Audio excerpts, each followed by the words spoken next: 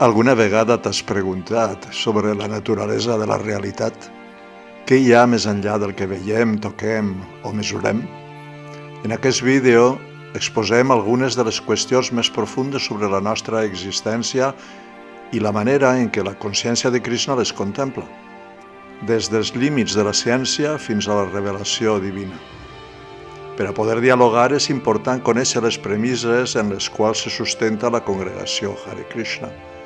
Acompanya'm en aquest viatge cap a l'enteniment de la realitat des de la perspectiva Vaishnava.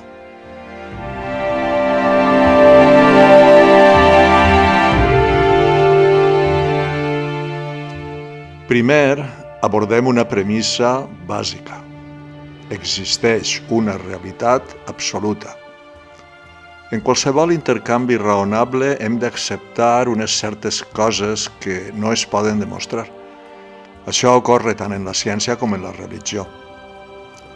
La realitat no depèn de les nostres opinions o creences. És objectiva. L'afirmació que cadascú té la seva pròpia realitat confon conceptes com la realitat, fet, opinió. En poques paraules, hi ha una veritat que va més enllà de les nostres percepcions. Una altra premissa ha de veure amb l'entendre. La nostra naturalesa humana ens impulsa a buscar la felicitat i l'èxit. Però com podem aconseguir-ho sense comprendre la realitat? La ciència, com a mètode, tracta d'explicar aquesta realitat. No obstant això, té límits. Encara que la ciència ens ajuda a comprendre el món material, és ben cert que no ha aconseguit explicar una cosa crucial: la consciència. Què és la consciència? Com pot sorgir d'un cervell que és, en essència, un conjunt de reaccions químiques i estímuls elèctrics? Fins i tot, si aconseguiren crear un ordinador que imitara el comportament humà, podria aquest ser realment conscient? Fins ara, la ciència no ha pogut donar una resposta satisfactòria. A més, hi ha fenòmens que desafien les lleis físiques tal com les coneixem. Estudis creïbles en estaments de prestigi, com la Universitat de Princeton, han mostrat que la ment humana pot influir en el resultat de processos físics, com els generadors de números aleatoris. Com és això possible? Què hi ha més enllà de les partícules i les forces fonamentals que coneixem? Ací és on entren les escriptures i el coneixement espiritual. Milers de bilions de persones a tot el món accepten les escriptures com una font de coneixement que ens ajuda a entendre el que està més enllà de la matèria.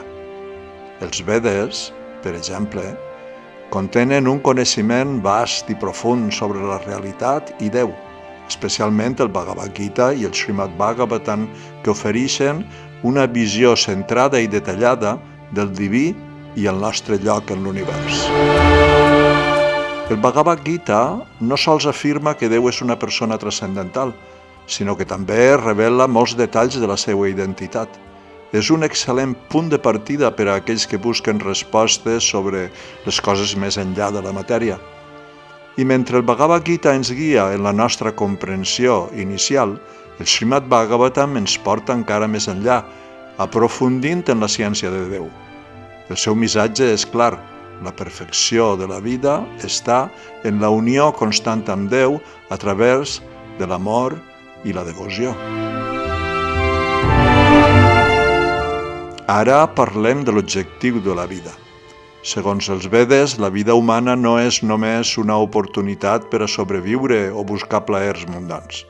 És una crida per a descobrir la nostra relació eterna amb Déu. Aquest descobriment no és només teòric, es pot experimentar directament a través de la pràctica del Bhakti Yoga.